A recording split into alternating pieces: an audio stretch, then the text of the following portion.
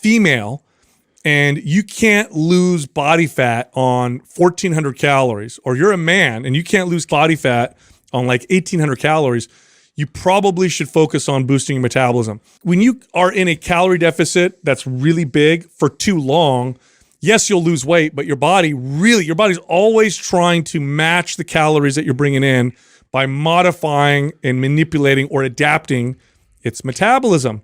So if your calories are too low for too long, you'll plateau because your body will learn to burn less calories. How does it do this? It pares muscle down.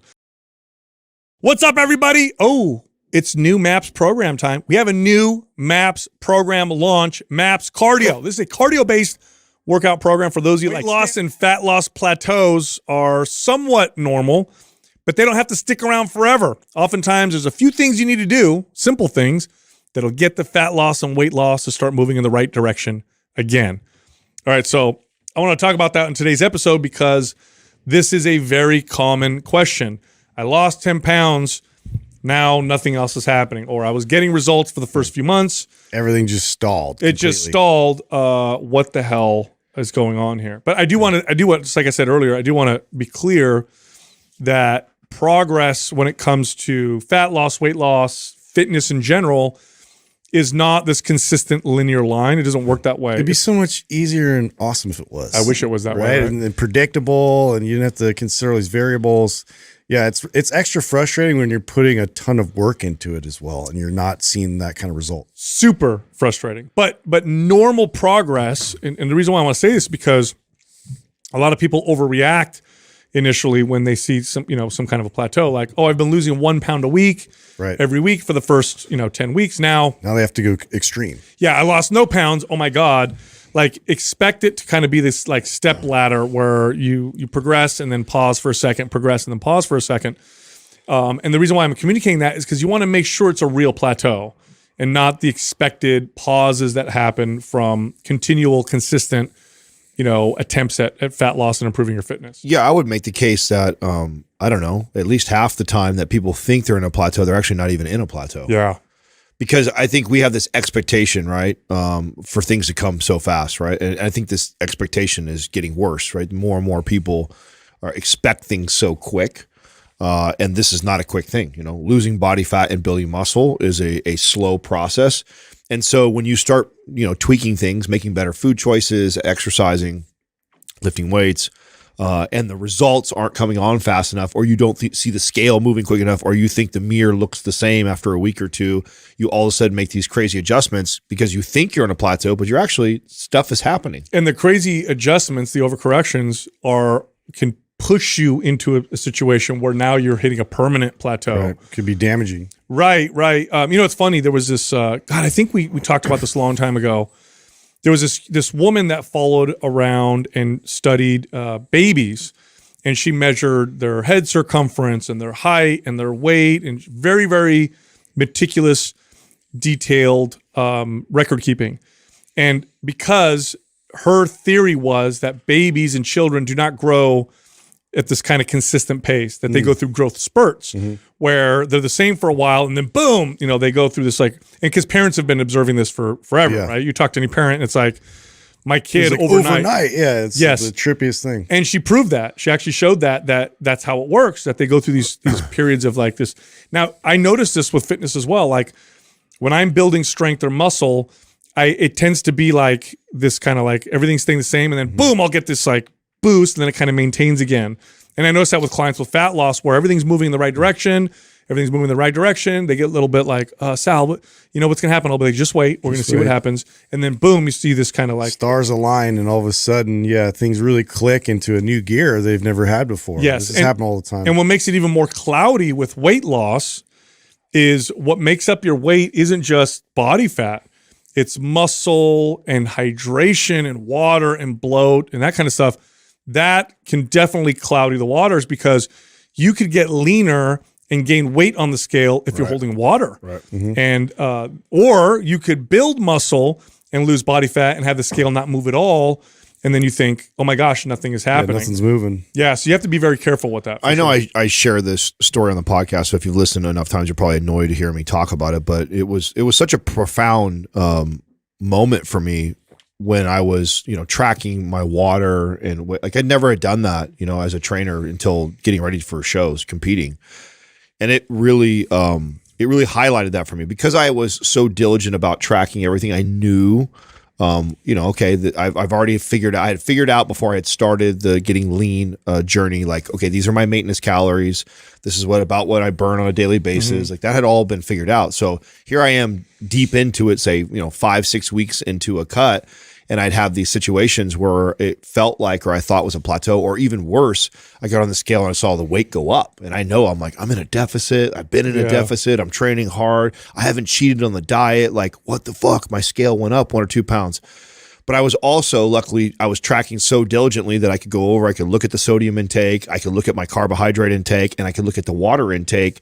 And what I started to piece together was, oh, wow, like, just a few more grams of carbohydrates with a few more glasses of water and my body, or even just a poor night's sleep or coming off of being sick and a cold, like all these different things would have my body hold on to more water, which would not only manipulate the scale, but even like the way I looked, I would look softer. I would look a little bloated or something. And I'd be like, what the fuck? And right away, like this light bulb went off in my head, like, oh my God, like, here I am at this super high level. I'm tracking. I know exactly what's going on. And I'm having this challenge, this mental game I'm playing in my head. Yeah, imagine if you didn't have all those metrics. Imagine all my clients. That's what went through my head right away. Like, oh my God, imagine the hundreds of people I've already trained in my previous decade of training clients that came to me and were frustrated because they felt they were doing such a good job. And they're like, Adam, I'm getting fatter. I can tell. I see it. Or my scale went up. And you as a trainer back then would go like, oh, they're probably cheating. Yeah. They're not really doing what I'm telling them to do. And so you would discount what they said. And I didn't have the words at that place in my career to communicate to them what potentially could be happening to them to keep their mind right. And so, man, after I went through that, it completely changed those conversations for me when I would talk to a client now, because I too understood like that feeling of, man, I'm putting the work in, I'm training consistently, I'm not cheating on the diet. Why is the scale and the mirror not giving me what I think? Yes, or you have someone gain weight and get leaner in body fat percentage, or lose weight and get fatter in body fat percentage.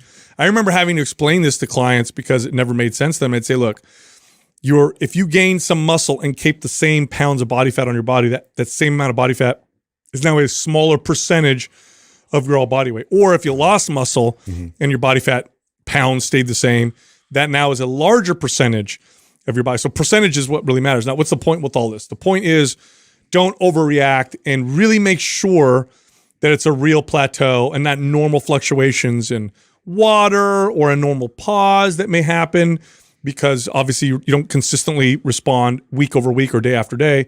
So make sure that, because what we're about to go over are reasons why you're in a real plateau. So what you don't want to do, and this is a big problem, is people overreact, overcorrect, and then that can cause problems. So make sure it's a real plateau. Well, and before you go into it, this is where I think why it's so important, at least at one point in your training career or your fitness journey, to have tracked diligently.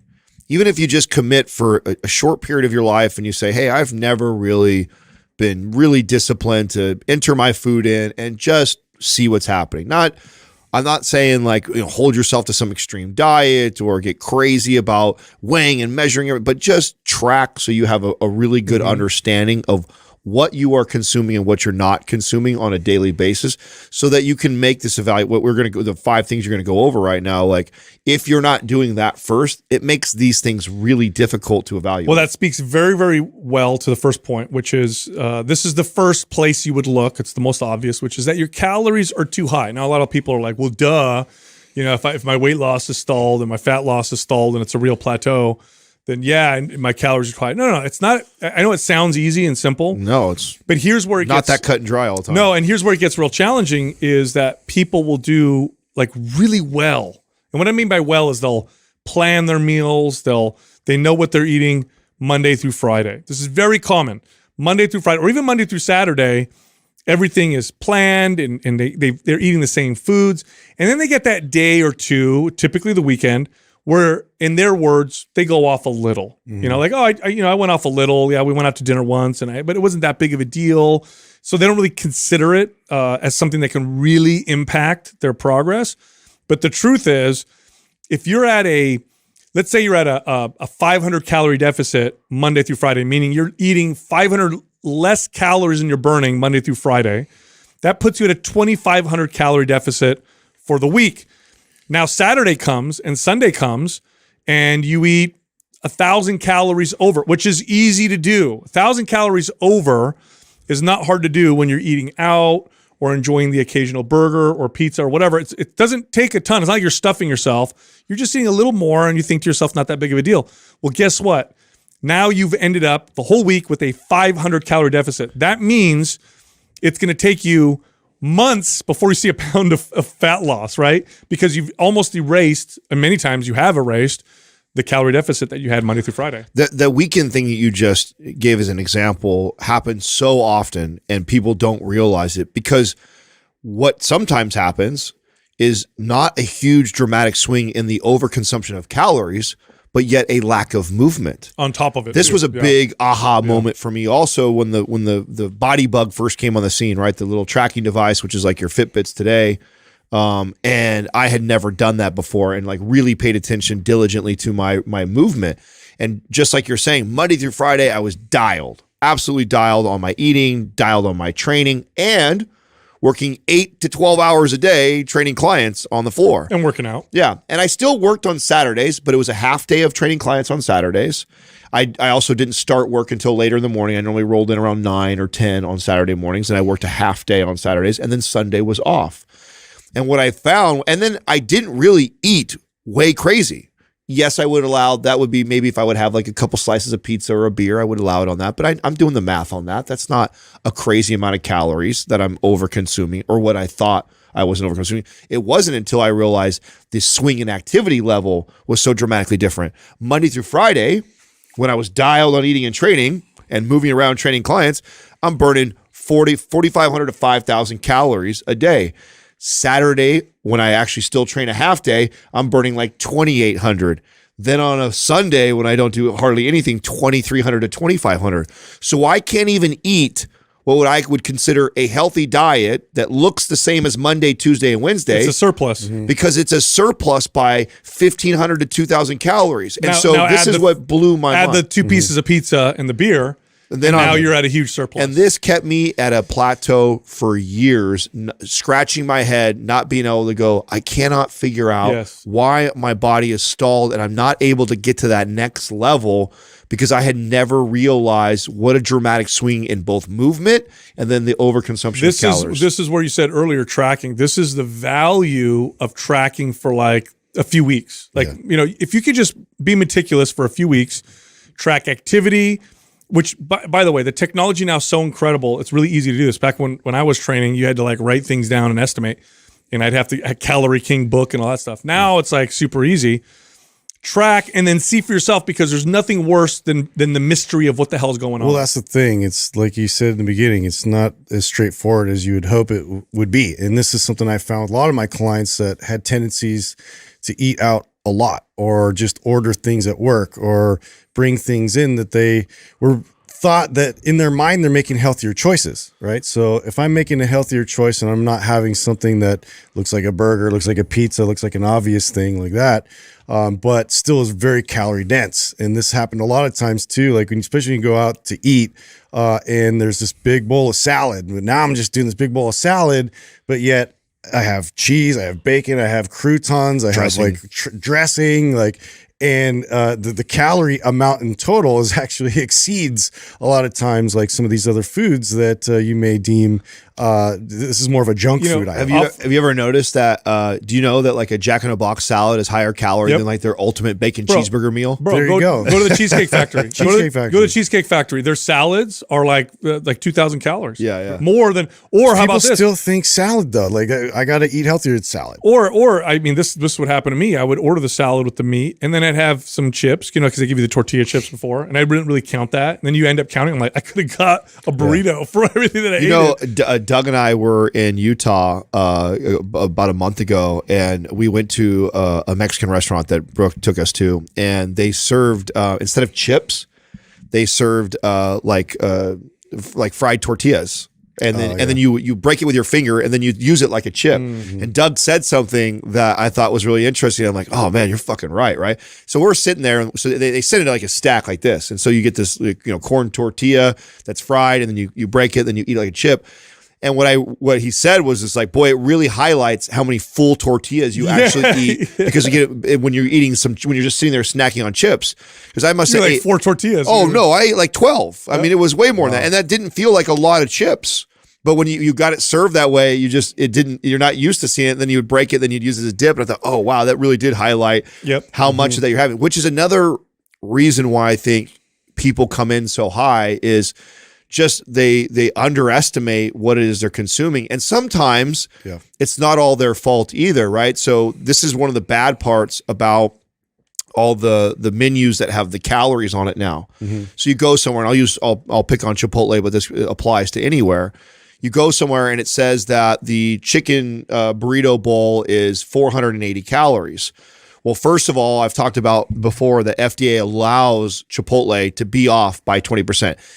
And by the way, if a restaurant considers themselves a health restaurant like Chipotle does, they are going to always lean on the light side of calories. They're not going to overestimate their calories. It's not a selling point to be like, we have higher calories. No, it's a selling point that it's low calorie and tastes amazing. So they're always going to hang on the low side. Now, FDA only requires that they're within 20% of what the recipe calls for. What we know is that it's some 17-year-old kid who's scooping in the line, and some kids got a heavy hand, some kids don't. So the inconsistency of what exactly, and they don't have to account for that error.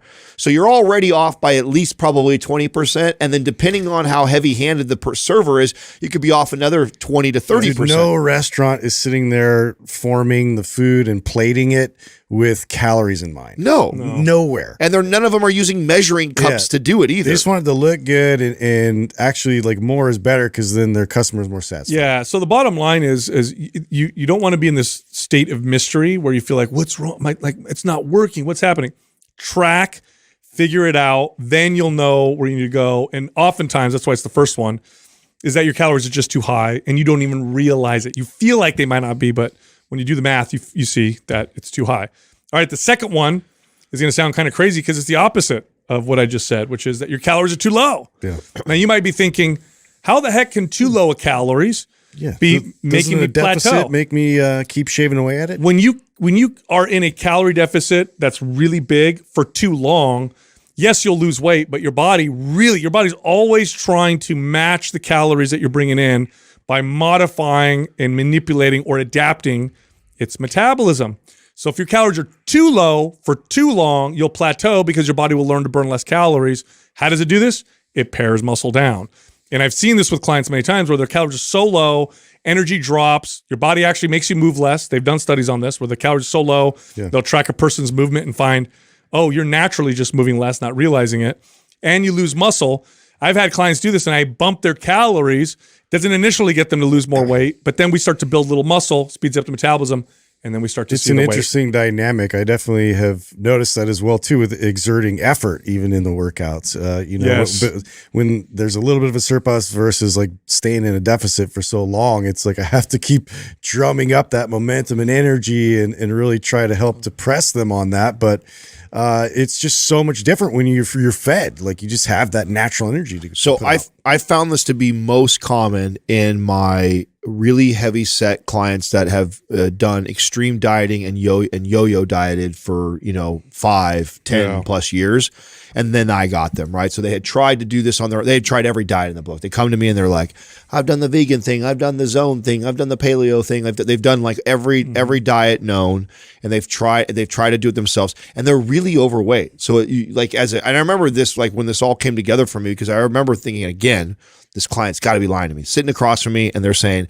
Adam, this is what I eat. In the morning, I have a half a bagel with a little bit of cream cheese, and then for lunch, I have a chicken salad with vinaigrette, and then for dinner I have 2 boiled eggs and and 20 almonds. And you're lying. Yeah, and you're sitting across and they're over 100 pounds overweight, and you're like, get the fuck out of here. There's no way you're eating that, right?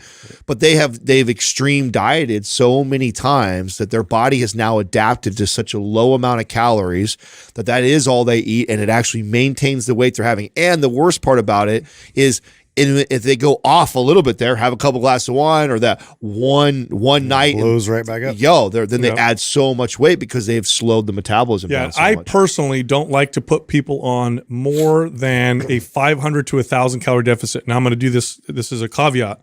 The 1,000 calorie deficit that I can put people on, I only do that when their metabolism is really high. If your metabolism is low, I'm going to go more towards a 500 or even less. So if you're putting yourself at a deficit that's greater than that, you can get away with it for a short period of time. But if you maintain that, you're going to find your body start to pare muscle down and adapt. And if you're a female and you can't lose body fat on 1,400 calories, or you're a man and you can't lose body fat on like 1,800 calories, you probably should focus on boosting your metabolism. And I know what the dietitians say, 1,200 calories, 1,000 calories. We don't like to go below that. I think that's too low. I don't know anybody that can maintain weight loss with 1,200 calories, man or woman. So especially, even women. So I go, like I said, 1,400 or so for women. That's about as low as I like to go. And for a guy, I typically don't like to go below 1,800 calories. Well, didn't this happen to you guys? This happened to me. At one point, I had so much success with people who wanted to lose weight, increasing their calories and building muscle and speeding their metabolism up, that even if they weren't in a really detrimental place, I still went that route, right? So let's say 2,800 calories is a healthy amount of calories. Mm-hmm. So let's say I get a guy who sits across from me and he's 280 pounds and he wants to lose 100 pounds with me, and he's eating 2,800 calories. That's not bad. I mean, he's not starving, right? At all. And I could technically restrict him 500 calories and show him some weight loss, but I wouldn't. I would actually still increase calories on someone like that and actually focus on building muscle first, because I know that 2,800 calories is not scary low, but for a 280-pound man, that's not very many calories. No, and at the end of that journey, you may end up, 1,900 calories. That's right. I know we have a long way to go. He's not 280 saying, hey, Adam, I want to lose 10 pounds. Right. He's 280 and he said, I just need to get down 10 pounds. Then, okay, we could go from 28 down to 2,300 for a little while and maybe get down there and then reverse out afterwards. But someone who is at 2,800 calories and wants to lose 80 to 100 pounds with me, I'm actually still going to start that person in a caloric surplus to speed their metabolism up, because I know that we have a long journey ahead of us. Yeah, and that's of course combined with good strength training, right? Because you want to give them more of that fat burning machinery. But I've seen this many times where a client comes to me, they plateau really hard, and they're really good about tracking, and they show me, and I go, well, you're eating 1,000 calories a day. We have nowhere to go. Your calories are too low. And they're like, what do you mean too low? I thought low calories made you lose weight. I'm like, yeah, it did, but your body's adapted to the point now where you've got nowhere to go. Of course you're going to plateau. What are you going to do? Work out even more than you are now, which is already a lot, and eat even less than you're eating now, which is already a little. We need to get that metabolism to boost so we have some room. So I know the first one was calories too high, which is more common than this one, but this one is not uncommon. No. You still see this one. Very common. You still see this one. It's a spectrum, right? To me, it's just as common, but maybe it's not as extreme. You give an extreme analogy of somebody only eating 1,000 calories. I think what's really common is the example I gave. Yeah. 280-pound man. okay, what do you weigh? 210 right now? Yeah. Okay, you weigh 210. How many calories are you eating? Yeah, probably over 3 easily. Yeah. Well, you're dieting right now. Right. You're dieting at 3. You were just maintaining at 4,000 something. Right. So put that into perspective. You're 200 something pounds able to eat 4,000. Now, of course, you have a bunch of muscle you've built on your body, but the point is that somebody with that big of a frame that has got 280 pounds on them, 2,800 calories is very, very low for that person. So, I think it's actually just as common as the eating too much, is that somebody who has done this up and down for so long and their body has slowly slowed this metabolism down. There's a lot of people right now, this is resonating, where they're like, oh my God, I'm having two, I know this is extreme, but I'm having 2 shakes a day and a salad for dinner. And I lost the first 10 pounds. But I got 20 more pounds to go. What the hell's going on? Well, here's another thing that will probably resonate with a lot of people that I've said to clients too many times. You may be this person where you feel like, man, I eat pretty damn good, but damn, anytime I just have one bad day of eating or I eat, it just feels like it sticks to me. And so what you have to understand is when you have a metabolism that's only burning, so I'm going to keep using the 280-pound guy at 2,800 calories, that guy, obviously a big dude like that, could probably easily crush, 4 to 6 slices of pizza, like no problem. That is such a major percentage of his total calorie intake because he's only at 2,800.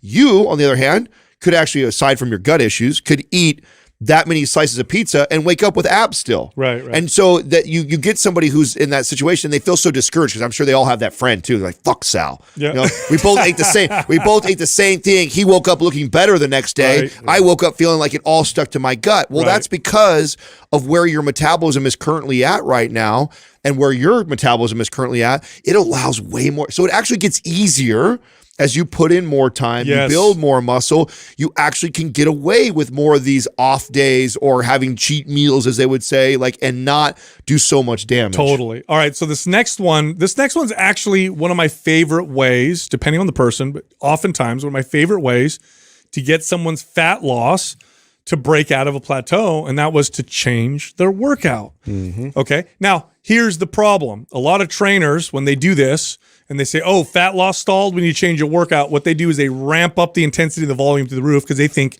calorie burn. Right. Wrong. Cut out all the rest periods and turn everything into a circuit. Yeah, no, wrong. The most valuable aspect of a workout or training is not the calorie burn, but rather the adaptations. So my adaptations meaning how is this going to get the body to change, to improve, and then of course, what does that mean, right? So when I would look at someone's workout, I would say, all right, how can I change this workout to get their body to start adapting in a positive way again? So oftentimes what this meant was changing out of this phase into a new phase. We're going to go into a heavier weight phase with lower reps, or I'm going to change the exercises a little bit. Let's see if we can get you to improve in strength in some of these other exercises. Or I'll reduce your volume. Sometimes that's what I would need to do because I would see the strength improve from reducing the volume. Now, why is this so impactful? Because the adaptations I'm looking for are the ones that contribute to a faster metabolism. So when you do this, don't think of it as I got to burn more calories, but rather, how can I change my workout so that my body starts progressing performance-wise again? Because as your performance improves, fat loss becomes I think that's easier. the most common thought is that we have to add intensity and we have to now ramp in some kind of cardiovascular training, which if you're an individual that has only been powerlifting or has only, lived in that kind of strength phase forever, this would totally make sense. However, I just don't think that's as common and why we point to the fact that if you want to strategize and make this a little bit more effective in terms of fat loss, but also really focusing on the muscle preserving aspects of training and what would promote that the most to be able to kind of shift your training in that direction, but also then manipulate your calories nutritionally, you're going to be able to get more of that desired physique that you're going after. Totally. As we're going through these, I'm trying to decide what I think is the most common. And, just when I think, oh yeah, that's the most common, I go, oh, I don't know, that's actually really common too. And we get to this one right now with the changing your workout routine. This is extremely common too. Not only for people that are kind of just early in their journey, maybe their first year, but even people that have been doing it for a really long time. That what happens to us, and I was guilty of this. I think we've all admitted this on the show before. We were all guilty of this. Is you think you get a little bit of knowledge, you learn about exercise, you hear what we're saying. Okay, you got a strength training program. Okay, you understand nutrition and training and diet. You get an idea, right? You see great results. You've got this routine that you've put together, or you bought, or you're following from somebody, and you've seen great results. That's the routine now. Yes, and you marry that formula. This happened to me at least 5 times in my lifting career, where I changed something up. And then all of a sudden I saw a change in my body, and then I fell in love with that and then did it for a whole year. Yeah, you did it for too long. Yeah. And then I stuck with it because it showed me such great results because of and it took me 5 times going through that, going oh, it's not the routine as much as it is I'm doing a different routine than what I was before, the novelty of that training routine. So, and I feel like I see that a lot in when comments on our YouTube channel and on Instagram with our listeners, because we talk about programming so much that they go, you inspired me to change it up. I've been doing this for a year or 2 years. And it's this is another reason why we get these hard plateaus. And a lot of times it's a blend of some of these things, right? So not only are you stuck in the same routine you've been in for a year, you're also extremely low on calories, or you're stuck in stuck on the same routine, and then you're eating a little bit over on you, and it's just it's compounding. It's only making it more difficult to break through that. I'll tell you why this was my favorite one to change, because it was the easiest. So when I would get a client, diet is always a tough one, right? Because it's with them every day, all day. Lifestyle. Yeah, it's lifestyle. I can't follow them around and do that stuff. So when I would get a client and they'd be like, oh my God, I've been plateaued at the same weight or whatever, and we would address nutrition, but this one I could do right away, right? Because they hired me to train them. I'd change their workout. And without changing their diet, we would see another 5 pounds of fat loss just from changing the routine up. So this is important. If your routine has been the same this entire time and you've hit a plateau, one thing you can do is change the workout routine to something that is going to show you more strength gains, going to show you some muscle. That's positive, right? That boosts your metabolism. That'll make the fat loss easier, not only to happen, but easier to maintain as well. All right, here's another one. And then again, this is also quite common. I know we're saying that about all of these, but that's why we picked them. And that is that you might need a break for recovery. You might be pushing so hard that your body's holding on so hard to every pound of body fat. Now, why does this happen? Your fat on your body is an insurance policy. Think of it this way, right? We all have bank accounts. So you have a bank account, you store money in the bank account, you start reading the news, like what's happening right now. Inflation's going up, gas prices going up. Oh my God, economy's gonna crash. A lot of people are like having conversations with their spouses. Honey, we got to cut this expense. We're not going to go on this vacation. We're going to sit because everything's getting real scary out there. And, I heard some talk at work about maybe some layoffs. So we need to stop and just save our money as much. This is what your body will do if the stress is too high, because fat is an insurance policy. Remember, our bodies adapted where food was very scarce. And one of the number one causes of death was starvation or malnutrition. So if you lacked a lot of sleep or scary stuff happened all the time or whatever, your body's like, store this body fat because at the very least we'll have this energy on us that we could tap into. And your hormones will organize themselves this way. You'll see stress hormones go up. You'll see calorie burning hormones like growth hormone and testosterone go down. And your body will organize itself in a way to protect body fat as much as possible. In fact, what it can do, and what it often does in this case, is when you see weight loss with too much stress, muscle loss. What you're seeing is muscle loss because your body's okay with getting rid of muscle because that just costs a lot of energy. But we got to hold on to this body fat. There's all the stress going on. So sometimes, and I remember the first time this happened to me, I had a person that I was helping. They were doing so much workout, so much training, so cutting calories, whatever. And I literally had her switch, I think it was 2 or 3 of her workouts from these high intense kind of aerobic class workouts to yin yoga, which you burn no calories. Like yin yoga is you hold a pose for like 3 minutes and you breathe and you're burning no calories. And she was so afraid that stopping those calorie burning workouts and moving to yin yoga was going to cause her to gain all this weight. Well, at first nothing happened. She just started feeling better. And then I remember the day she came to me and she goes, I'm losing weight. What the hell is going on? I thought I was burning less calories. I'm like, I think your body needed a break. Mm-hmm. Your body just needed the reassurance that it didn't need to hold on to this body fat. I find this most common in fitness people or people that love to train and work out because they just assume that the more work and effort they put into it, the more results they're going to get. And so, if you're working out once a week, this isn't applied. That's right. So of all the things we've gone over, I would say, I still think this is really common, right? So they're all very common. But this I find more common with my trainers, my fitness fanatics, the people that love to work out, borderline, maybe even addicted to it. They don't realize they're addicted to it. The training aspect of it, right? And they're so into that and they've told themselves that, okay, or really your type A personalities, right? Your go-getters, like, they want to work through the plateau. And so they just ramp up intensity. They ramp up this. I'm guilty of this, I for sure, we started this podcast off talking about that when I was younger. I was training 7 days a week, plus basketball, plus snowboarding, plus wakeboarding. And like my body was not moving and changing, simply just cutting back dramatically, like cutting my workouts in half, like half the amount of training volume I was doing. All of a sudden my body, I put on like 10 pounds of muscle that summer. So I do think that if you are a very active person or you're a fitness enthusiast, this is where you normally have to kind of go look is like, you know what, maybe you are hammering the body so hard that it's just trying to recover. You're not allowing it to adapt. Yeah. And I've seen this a lot. The majority of my clients that had really good success and they've being able to get to a place where like, oh wow, yeah, I had a great amount of weight that I lost and I feel good, but I'm really trying to kind of press further. And it's just the go-to button for them had been like doing the workouts, but then also doing the cardio and doing all the excess stuff, you know, adjacent to the actual workout plans. And then they just more to a point where the body just, like it was in that state of stress. It's just like holding on, and they just can't figure out why the needle just completely stopped. So it is at that point now where like rest is, your body's just like, we need this rest to be able to now, provide you with that transition, that change in your physique. Yeah, this is when you're fighting your body. It's like when you're in this position, oh, I plateaued, push harder. Oh no, it's not working, push harder. If you fight your body will win. You're not going to I promise you won't win. At some point, it's not only going to plateau, but you're going to start to get sick. You're going to start to get injured.